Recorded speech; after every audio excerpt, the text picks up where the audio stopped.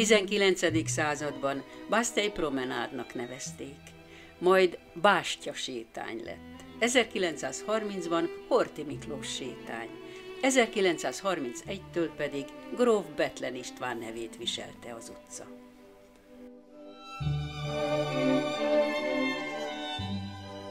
Szerb Antal, aki sokat járt erre, az 1935-ben megjelent Budapesti kalauz Marslakók számára című munkájában így ír.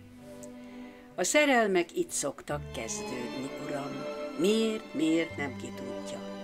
Az ember leül egy padra a hölgyel, majd megfagy, csak a szíve fűti.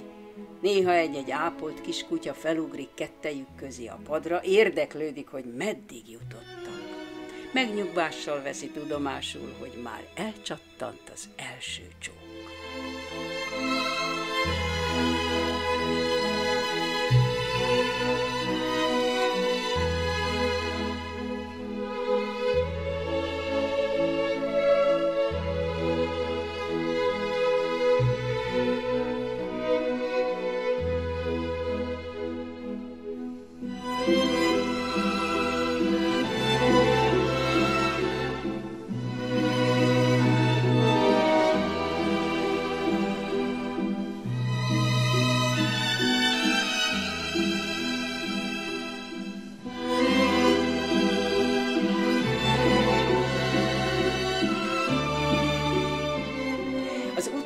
A háború után Tóth Árpádról nevezték el.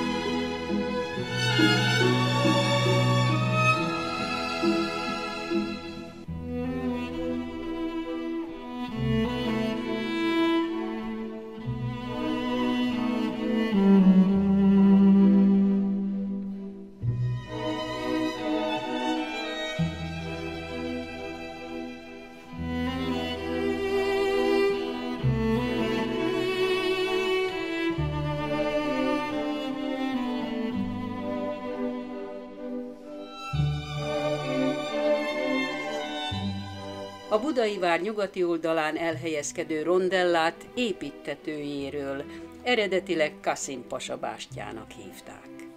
Buda visszafoglalása a töröktől csak 145 év után, 1686. szeptember 2-án történt meg. Buda alig tért magához az ostromból, amikor 1723. március 28-án, húsvét vasárnapján tűzvész tört ki, miután felrobbant a rondellában tárolt nagy mennyiségű puskapor.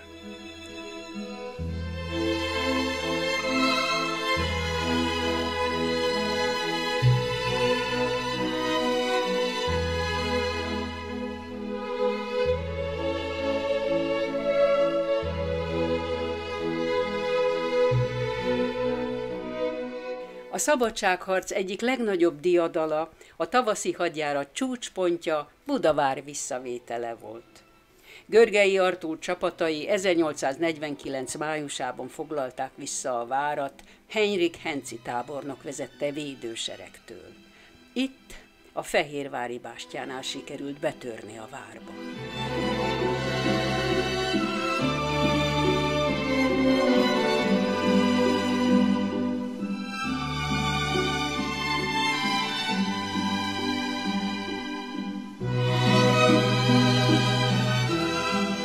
A szabadságharc bukása után Görgei Artúr tábornok neve sokáig szitokszóként hangzott. 1935-ös rehabilitálásakor állították fel lovas szobrát, ifjabb Vastag György alkotását a Hadtörténete Múzeum előtt, amelyet Horthy Miklós avatott fel.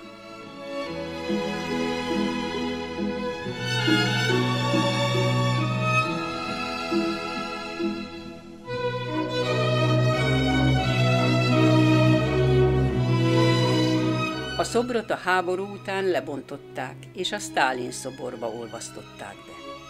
Másolatát 1998-ban állították fel a Fehérvári Rondellán.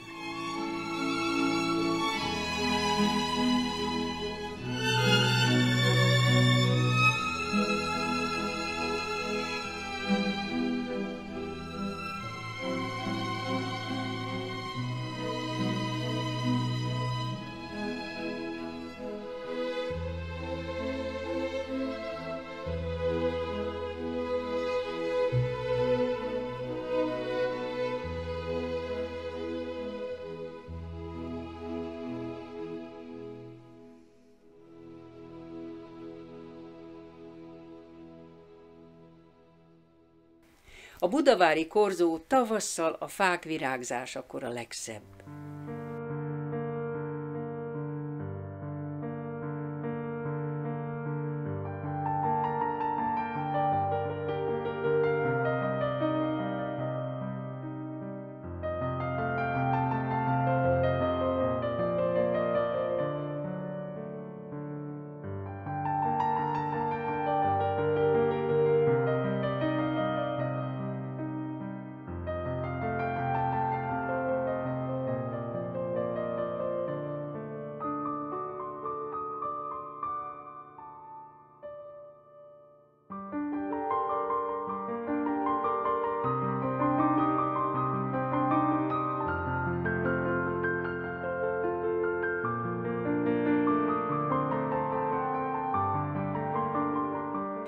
A középkorban még nem volt itt járható út, csak hadi célokat szolgáló sikátor húzódott erre.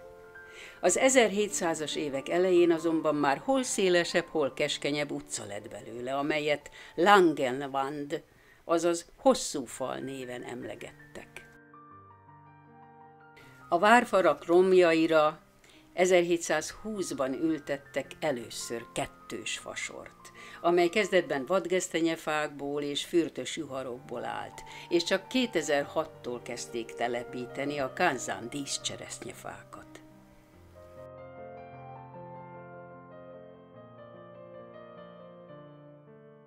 A Tóth Árpád sétány a dísztértől ágazik el. Az első épület földszintjén helyezkedik el a híres Korona kávéház.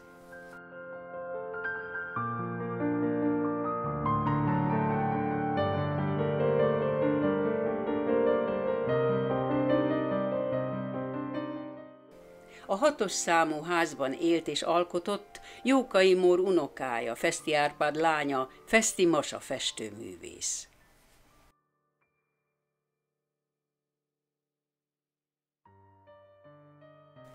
Balról csodás panoráma tárul elénk a Gellért-hegytől a János-hegyig, jobb felől pedig a fák mögött megbúvó házakban gyönyörködhetünk.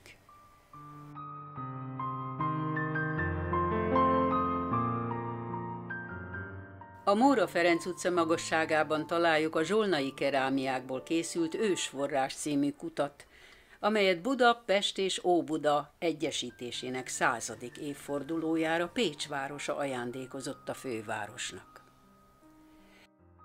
A Sziklakórháztól a Gránit lépcsőn keresztül juthatunk fel a sétányra, amelynek túloldalán nyílik a Mátyás templomhoz vezető Szent Háromság utca,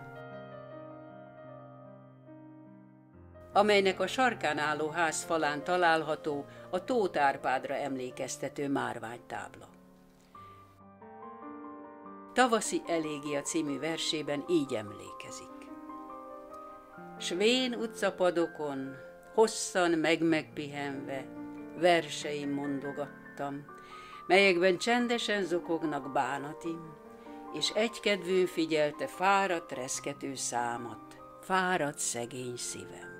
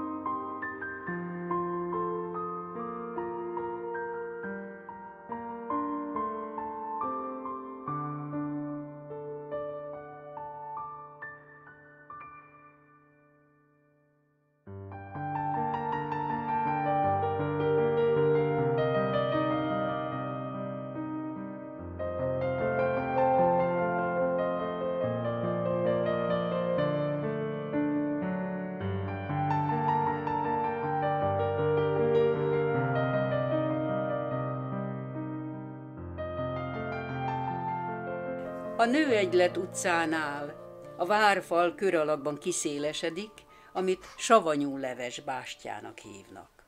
Furcsa neve a török időkből ered, akkoriban Exias Kuleszinek, avagy savanyú lének nevezték.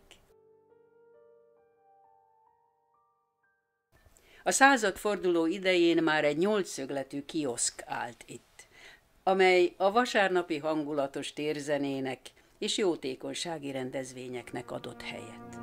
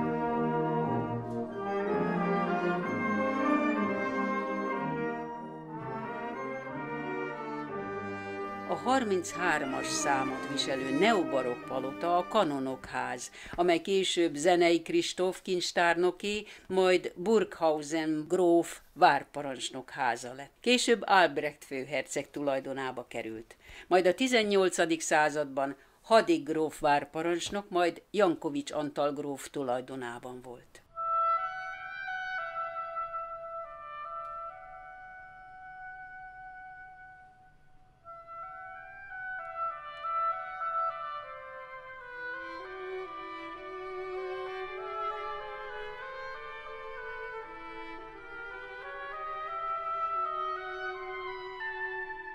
Akkori nevén a budavári gróf Bethlen István sétányon a dicsőséges császári és királyi erdélyi huszárezred hősi emlékszobrát 1934-ben József főherceg ünnepi beszédében így méltatta. Évszázadok dicsősége, ragyogó hőstettei sugárzanak ezen emlékműből. Ma a hontalan huszárok hősiessége, akik drága nagy hazánkért és szent eszmékért küzdve áldozták föl életüket.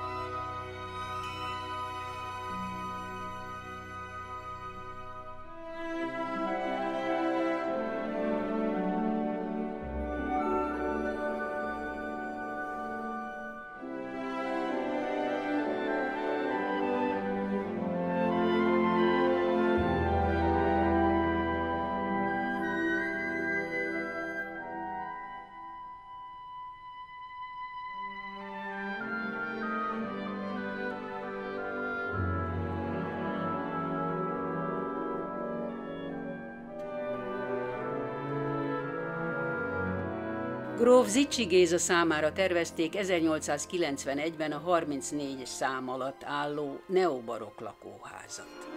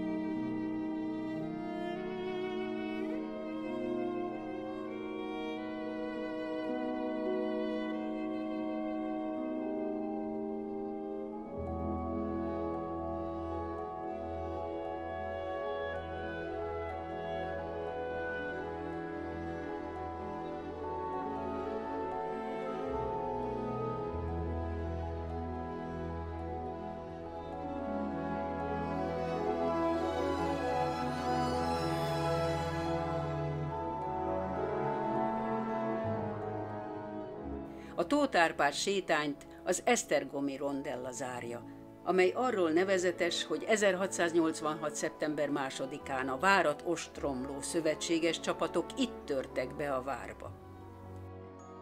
Ekkor vesztette életét a hősiesen védekező idős Abdurrahman Abdi pasa. Legyőzői elismeréssel emlékeztek meg róla.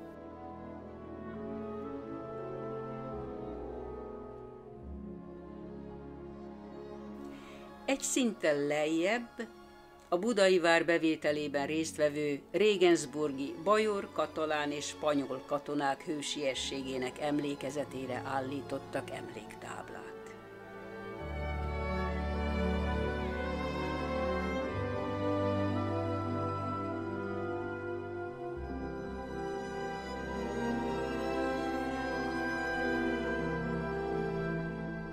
Az 1918-ban alapított hadtörténeti múzeumot 1926-ban költöztették be az egykori nádor laktanyába, amely hivatalosan csak 1938-ban nyílt meg.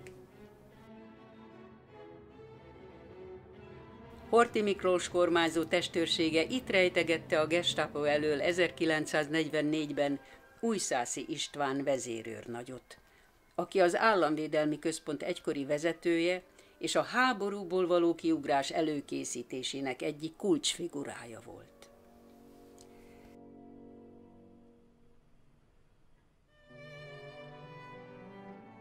A rondellán áll Koszorús Ferenc vezérkari ezredes szobra, aki Horthy Miklós utasítását követve 1944. július 6-án az Esztergomból átvezényelt páncélosaival lezáratta a Budapestre bevezető utakat, és ezáltal sikerült mintegy 200 000 budapesti zsidó életét megmenteni.